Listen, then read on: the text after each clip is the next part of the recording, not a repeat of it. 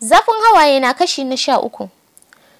Rigingiminsu ya yi tsamari inda yake ganin kamar Ahmad na son sace zuciyar Nasima da salon barkwancinsa. Kawo yanzu ya mammare ta ya fi sau a kirga ya gaggaya mata magana na ɓatanci. Rabinta da samun wani farin ciki daga gare shi har ta mance sai ya wanka mata rashin mutunci sai ya dawo rashi. Babu wanda ya fahimci yas Ahmad da ke tsakaninsu. Ta gefe ɗaya Hajjiyar Ahmad ta takura akan za su tafi neman auren Nasima. Ya ce musu sun tashi a gidan da Ahmad ya san su sun kara gaba yanzu kuma akwai uzurin da yake yi in ya gama sai su tafi. Baki ɗaya ya tsorata ne lokacin da ya lura da irin sakewar da Nasima ta yi da ummin Ahmad. Gani yake koyaushe za ta iya tona musu asiri. Shi yasa ya kudurce a ransa yau din nan sai sun bar gidan. To ya fito zai tafi masallaci ya hange ta da Ahmad tsaye na faman tsara ta ga murmushi kwance a fuskarta. Kai tsaye tunkare su ya finciko hannunta. Ahmad, ina so ka sani ba miji muka fito nema ba. Ka bari inda gaske kake sai mun tashi tafiya sai ka bi mu. Ya tunkuɗa ta har tana kumewa da garu bai taɓa kular da Ahmad ba irin yau.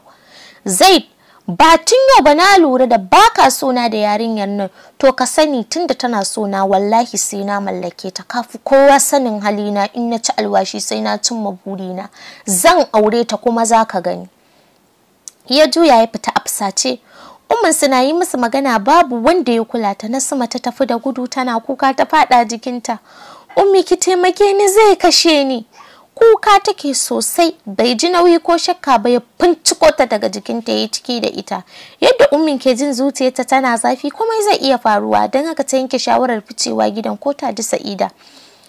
Ai da fitarsu bai dauki komai bai ta sake yan Nasima suka nufi tasha. Shi kanshi bai san inda za su nufa ba. Ina za ku kwanda sai tambaya. Ya ce Lagos, ba can muka yi ba jazza mu nufa. Ya ce kai mutan. Motar ta hau kwalta gudu take babu saurarawa. Wata katuwar mota ta taho garin ta kauce mata suka kauce hanya cikin wani rami suka afka. To uban gosulum da motoci suka hada gun ceto rayukan jama'a inda aka ɗebe su sai asibiti. Wani abun mamaki ko kwaza ne Nasima bata yi ba sai dai firgici da ɗan buguwa. Ta riga kowa farkowa cikin kuka ta dinga kiran Bombi. Likita ya ce babu wanda ya farka dama an yi sa'a babu wanda ya mutu. Wata ma'aikaciya ce ta shigo ta dube ta. Na ce ke ce Nasima? Da sauri ta kada kai. Biyo dan wanki ya farka yana son ganin ki. Lokacin da ta yi arba da shi ihun kuka ta saka gaba ɗaya na ɗaya ke cikin bandeji. Ba za ka taɓa iya gane shi ba sai in idan ya yi magana. Da ƙyar yake iya magana wanda sai ka nutsu za ka fahimci abin da yake cewa. Za ta faɗa jikin shi ta tuna da irin raunukansa ta ɗora kai a jikin gadon tana kuka cikin shakakkiyar murya ya soma faɗin. Ki yafe mini. Nasima kin sauya mini rayuwa. A da na ƙudurci in raba ki da kowa naki dan ganin na cika furucin da na yi wa kakanki. Duk soyayyar da na yinga yi miki na yaudara ne. Lokaci ɗaya Ubangiji ya nuna min ishara gun jarabtata da mahaukacin sanki. Ina son ki Nasima. Ina ci gaba da rayuwa shirye nake dan nayi tsaftatacciyar soyayya da ke. Cikin wata irin wahalalliyar murya ya so malabarta mata masomin abin. Duk kulle-kullen shi a gare ta. Ya shaida mata da yadda ya haɗa baki da Gaza ya sato fant da bra ɗinta da abin da ya saka ya so kashe kansa akan taimaka mata saboda ta bashi yardata. Mutumin da ya aikata waɗannan ya dawo ya ce yana son ka zumbur ta miƙe ji take wani jiri na ɗibar ta so maja da baya. Ƙarya kake yi. Ta riƙe kanta da duka hannayenta. Ka raba ni da kowa nawa. Ka raba ni da mutunci na duk dan cimma wani buri naka. Bombi na tsane ka ba zan taɓa yadda da kai ba. Oh ka ji ƙanshin mutuwa ko shine ka amayar da ƙudurinka. Wai a tunaninka na yafe maka? Wallahi da zan iya da na kashe ka da hannuna. Amma na gode wa Allah da ya nuna maka ishara. Bombi za ka yi mutuwa irin na wulakanci ba zan yafe maka ba. Na tsane ka tsana mafi muni ji nake tamkar ban taɓa son ka ba. Ina ma za ka rayu ka ga irin wulakancin da zan shuka maka. Ta fita a guje. Kiranta yake yi amma ina babu alamar za ta saurare shi bai sake sanin inda kansa yake ba. To Gabaki ɗayan jama'ar da ke zaune a harabar asibitin suka bi ta da kallo da alamun tana son fita a hayyacinta. Ban sani ba, ban san haka zai mun ba. Jikina bai taɓa bani ba, na bashi dukkanin soyayyata, na fifita shi sama da iyayena, na so shi fiye da kaina. Me yasa zuciyata ta yaudare ni? Ni mahaukaciya ce, shi yasa zuciyata ta makance. Butulcewa iyayena da nai shine yake bibiyata. Da fatan da wata dokta ta yi ne ya katse ta daga sambatin nata. Ta juyo a hargitse, idanun nan sun yi luhu-luhu. Ki yi haƙuri, musulman ƙwarai da tawakkali aka san shi, mijinki bai mutu ba, dawo ki gani. Da sauri ta doke hannun dakto daga jikinta tare da kafe ta da ido. Zai mutu. Buri na ya mutu ya tarar da abin da ya shuka. Zai mutu ya riski mugayen halayyarsa. Zai wulakanta ya zamo makaskanci. Ke me ke faruwa ne? Dakto ta sake tambaya a sanyaye. Ba za ki ji komai daga gare ni ba. A fasace ta fice, sauri gudu ta bar harabar asibitin. Dakto ta bi ta kurum da kallon mamaki, cikin daga kafada ta taba baki. Dakto, ki tawo ki gani, mutumin nan fa ya riga mu gidan gaskiya. Oh God, ta ce a sanyaye, ta sake mai da kallon ta ga Nasma, wata ta yi mata nisa. To akai gawar mutuware. Ta daɗe tana jin labarai da duba mujallu tare da kalle-kallen fina-finai, ko a cikinsu ba ta taɓa cin karo da yaudara ko zalunci a cikin soyayya irin wacce Bambi ya yi mata ba. Ta ɗora duk hannayenta aka cikin muryar kuka. Wayo Allah, ya cuce ni, ya raba ni da dukkan dangina, ya zubar mini da duk wani mutunci da nake da shi. Hakika tarkonsa ya kama ta, ya yi mata mugun kamu. Shin yanzu wa za ta zo sa? Wa zai fuskance ta? Shin da wani ido za ta dubi iyayenta? Me yasa ta bari soyayyar Bambi ta makantar da ita? Ya aka yi ta juya ma iyayenta baya, waɗanda suka fi kowa ƙaunarta? Me yasa ta tozarta su? Ina za ta kai haƙƙinsu? Kalaman Aisha ne suka dinga yi mata yawo a zuciya. Ga ƙanina nan, ki dinga tareresa kina lallaɓa shi, amma kada ki yarda da soyayyar zamani. Shi ɗan lele ne, a bikirs aka yi mai sai zuciyarsa ta ɓaci. Gashi da saurin ɗaukar fansa, kuma ki daina zurma soyayya. Ku matan zamani makancewa kuke yi, ba kwa gane mai son ku na gaskiya da mai yaudarar ku. A ƙarshe, in sun sami biyan buƙatar su, mu suke bari da nadama. Ta cire ɗankwalinta ta yi cilli da shi gefe. In ka dube ta, ba ta da bambanci da sabon kamo, cikin muryar kuka. Aisha, idanuna ne suka rufe, ban fahimce ki ba wallahi. Ban san kina son an karar da ni ba. Malam Nasiru, amma wannan mahaukaciyar baƙuwa ce, don ba ta yi yanayi da irin mutanen garinmu ba. Muryar wani dattijo da kido don kunnanta.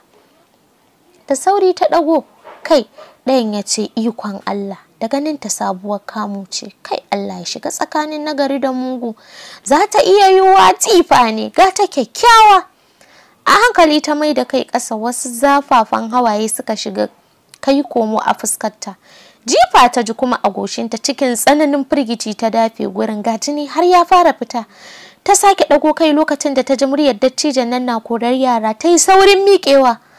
Ga mamakin ta, yara ta ga sun taru dankam har sun so rera mata waka. Yadda ta susuce yasa ta kasa tantance mai hankali ce ita ko mahaukaciya. Ta shiga raba idanu tana neman inda za ta ɓoye kanta don tsira daga tijaran yaran. Wata siririya hanya ta hanga, ta yi saurin bi tana ji dattawan na tsawatar ma yaran. Ganinta ta yi ta bulle babbar hanya mai ɗauke da titi. In ta lura da yadda jama'a ke kallonta, duk inda ta dosa sai kaga suna ta kansu. Wani dattijo da ke tsaye a gefen titi rike da carbi a hannu shine kadai yayi karfin halin yi mata magana. Hukuncin Allah. Baiwar Allah, sannu ko? Ta dan kalle shi, ta hangi tsagwaran tausayin ta kunshi a fuskarsa. Ta juya za ta tafi, ya sake tambayar ta, shin kina buƙatar taimako ne? Wani abu ya daki zuciyarta, kuka mai ƙarfi ya kwace mata. Yana tsaye yana kallon ta cikin mamaki har zuwa lokacin da ta sassauta. Ki yi haƙuri, kowane tsanani yana tare da sauƙi. Ta soma kaɗa kai. Ba zan samu sauƙi ba malam, na haukace. Da gaske ne na haukace, ka yi ta kanka. Baka ganin yadda kowa ke guduna? Don me yasa kai za ka raɓe ni? Baka tsoron kada in cutar da kai? Ya tsira mata ido yana nazarinta. Tunda ta liƙa ma kanta hauka ba zai yi ta zama mahaukaciya ba. Ya fi zargi ko tana cike ne da damuwa. Ya ƙara matsowa kusa da ita ya sassauta murya. Kada ki ji tsoro, ki gaya mini tarihinki. Da taimakon Allah ni kuma zan taimake ki. Bata ce komai ba. Ya ce ya sunanki? Ta yi shiru kurum. Ya sake maimaita tambayar cikin rawar murya ta ce sunana Nasma. Ta sake yunkurin barin gurin. Ya sake sassauta murya. Kada ki ji tsoro, zan taimake ki kamar yadda na faɗa a baya. Ki gaya mini wani abu game da ke. Ni ma ban sani ba. To yanzu gaya mini ina za ki je? A karo na biyu ta sake cewa ban sani ba. Ya ce ki nutsi ki dube ni ba yaro bane ba. Da zaran kin sanar da ni sada ki kurum zan yi da iyayenki. Ta kaɗa kai kurum. Ya soma tafiya tana tsaye ƙiƙam cikin nazarin abin yi. Da sauri ta ce, don Allah malam ina ne nan? Yayo baya. Nan kina Zaria ne. Ta ce to ni Kano zani amma ba ni da komai. Ya ɗan murmusa shi yasa kika ce da ni baki san inda zaki je ba? Biyo ni mu shiga mota ni ma can zan nufa. Ta kaɗa mishi kai. Tunda suka shiga motar take tunanin ina za ta dosa. Ta sani ko giyar wake ta sha ba za ta dushi inda iyayenta suke ba. Fita mu je ko? Muryar dattijanta da kido don kunnanta. A hankali ta ɗago kai ga mamakinta. Ta ga su ne kawai suka rage a motar. Ta sako jiki a sanyayi. Kwandasta yana ƙoƙarin fitar da kayan dattijan daga buti ta silale ba tare da sun lura ba. Ita kanta bata san inda take nufa ba. Gagarin ya soma duhu. Wata unguwa ta nutsa wadda ta sa ta dinga tantama anya a garin Kano take. Fili ne fetur a unguwar sai gidaje tsilli-tsilli duk kusan irinsu ɗaya. Ba ka jin komai sai haushin karnuka. Ƙarar babu daɗin ji. Ya cika harabar unguwar ga wasu dalla-dallan fitilu sun haske ko ina. Tsoro ya sake cika ta lokacin da ta hangi wasu mahaukatan karnuka sun yo kanta. Da gudu ta faɗa wani gida ta nemi maɓoya. Ta laɓe ƙwaƙƙwaran motsi ta kasa yi sai ƙirjinta ne ke bugawa pat-pat. Tamkar zai faso waje. Daga can gefe Abubakar ya shigo rike da ledoji guda biyu a hannu cike da mamakin yadda aka yi Bilkisu ta bar gate a buɗe. Ya ajiye ledodin ya shiga kicini ya janyo gate ɗin Yusra ta jiyo motsinsa. Ta fito a guje. Papa ina motar taka? Ya ce na batta a gareji matsala take bani. Ta ɗauki ledojin na sama da ke laɓa ji ta yi numfashinta na neman ɗaukewa. Yana fusga. Wani uban gumi ta haɗa nan da nan kanta ya soma juyawa ji kake tum ta zube a ƙasa. Gaba ɗayansu sai da suka tsorata. Abubakar ya ce ina zuwa. Ya yi ƙarfin hali cikin sanda ya nufi gurin ya lalubi wayarsa a cikin aljihu. Ya ɗauko ya haska totilan. Nasma ya gani a kwance tamkar matacciya. Bai san sa'ad da ya yi cilli da wayar ba. Yusra zo ki gani. Nasma ba za ta daina yi min gizo ba. Lokacin da ta ɗora ido a kanta ta ƙwalla ƙara. Papa Nasma ce ta mutu. Bilkisu da gudu ta fito saboda ƙarar Yusra da ta ji. Ita ma ta yi tozali da Nasma. Bilkisu duba da kyau ki ga Nasma ce? Kin ga sun kashe mana ita. Ashe mafarkin da Ubangiji ke ta nuna min kenan. Ita ma Bilkisu cikin kuka ta durƙusa ta shiga dudduba ta. Ta ɗaga hannunta ta gane alamar wata jijiya na harbawa. Ta ɗago a ƙagauce bata mutu ba. Da gudu ya yi waje ma'adanin motocin kamfanin su ya nufa bai sha wata wahala ba saboda duk mukullan shi ke ajiyarsu. Ya fito da motar har harabar gidan sannan sai asibiti. Likitoci sun dukufa akan ta babu alamar za ta farfado. Da yamma tana cikin mawuyacin hali amma Abubakar da Bilkisu sai faman zariya suke sun rasa ma irin addu'ar da za su tsayar a bakin su. Bilkisu kan hatta fa Abubakar karfin hali shi kan gaba ɗaya ya susuce hawaye sun ki tsayawa a idanun shi. Abubakar kai hakuri mu fawwala wa Ubangiji. In ba za ta rayu ba muna fatan ya sama mana dangana. Kada ki sake gaya mini haka. Ya katse ta cikin tsawa. Ke har abada baki san ta yadda zaki furta wa mutum magana ba? Waye ce da ke mutuwa za ta yi har kike maganar dangana? Ni diyata ba za ta mutu ba. Ba za ki tausaya mata ba? To ni ina ji a jikina ba za ta mutu ba sai burina ya cika a kanta. Sai mafarkina ya zama gaskiya. Nasma za ta zamo wata. Ta sha wahala, ta nake fatan ta ji daɗi. Kada ki sake kiran dangana a nan. na sa a raina ba za ta mutu ba, don haka in ba za ki faɗi alkhairi ba ki yi shiru. Ta zira mishi ido. Yanzu kam ta fi tausayin Abubakar fiye da Nasima. Ya shiga firkici kwarai, ba ta taɓa ganin irin wannan soyayya ba. Ya katse mata tunani. Ke mahaifiyarta ce, addu'arki a gare ta tana da matuƙar kaifi. Ki mata addu'ar rayuwa. Ina son in ta rayu ta ƙare rayuwarta cikin farin ciki.